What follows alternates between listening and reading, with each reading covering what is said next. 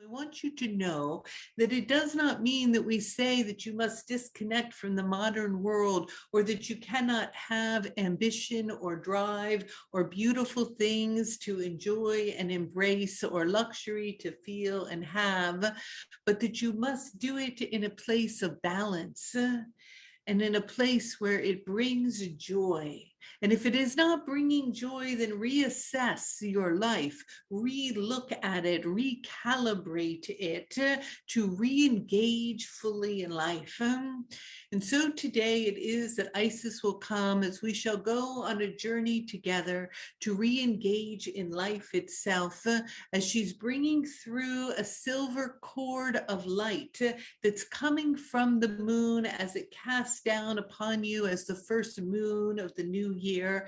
And as it comes, it's going to move in and drip through the flower of life that is all around you.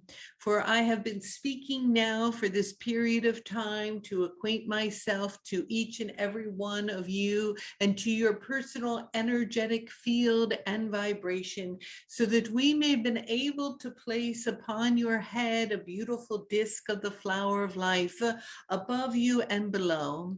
As you begin to quiet and settle down now, as you have listened to the frequency of this transmission, we shall create now this new attunement as we activate this template in, around, and through you as we have done before. For it is that there is a dimension that dwells and lives other than what can be seen from the naked eye of the human experience, where all of sacred geometry lives. And from that place, everything that is to be for you to see with the retina of the eye has been born. And it is that when you begin to connect to it, as you have seen that it has been stamped across ancient places across your globe, that it is not of synchronicity or coincidence, but it is of the star beings that have come from afar to remind you of the teachings of the dimension of that space.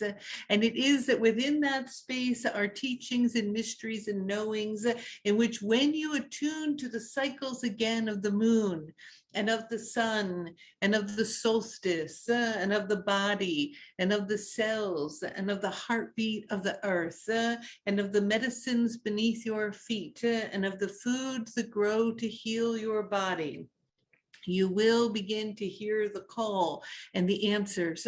For just as the Mother Earth gives to you any medicine you need as she grows it in her forest for you or nearby, and whatever your body decretes in which it needs, it is that she has the same medicine for herself, but you are in a relationship with her. And so she is asking you, because she is not feeling well, to perform or to give her the medicine that she is seeking, as she gives you the herbs and medicines that you are seeking when your body is unwell.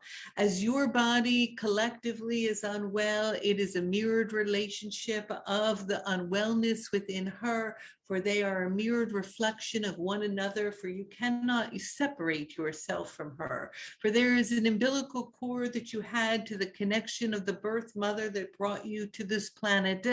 There is an umbilical cord that connects you to the star beings and the star systems above, of the galactic systems beyond, in the vastness of all that is. And there is a cord of light and energy that connects you to Mother Earth. And it is that cord that is a mirrored reflection of whatever you are experiencing within and without, is within and without her. And so together you can heal.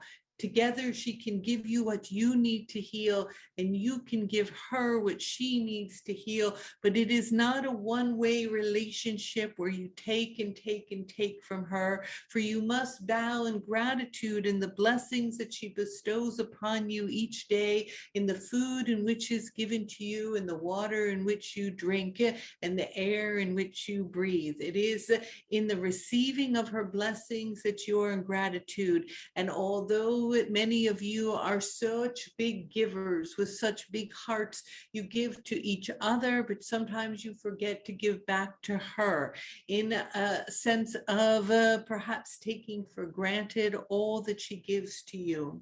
And so that is why we are asking you to spend time with the moon this month and to attune to it and familiar. It is something new and exciting for many of you. Perhaps you have never done this every day for a full moon cycle.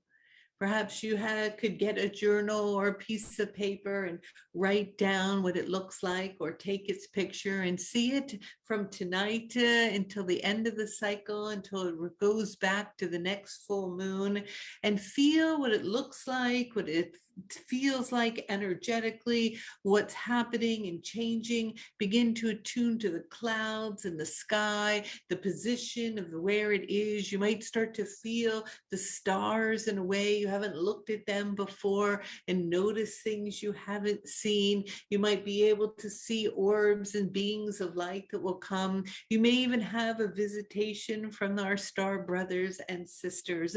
The Milky Way may appear, and you'll begin to realize that you were born from this stardust and you shall return to it, but that while you are here, you are a custodian not only of Mother Earth, but of your own vessel and body. And so with that, we shall drop down now into our hearts. And in doing so, begin to close your eyes. And as you close your eyes, feel the beautiful presence of the strength of Isis, for she sometimes has been misunderstood, but she has so much to share, so many mysteries and old ways and ancient understandings and teachings. And she comes with an open heart and a loving way as she expands herself, her vibration, and her womb to hold you and to love you. She asks you to begin to drop down further and further as you close your eyes now, and they become heavier and heavier and heavier.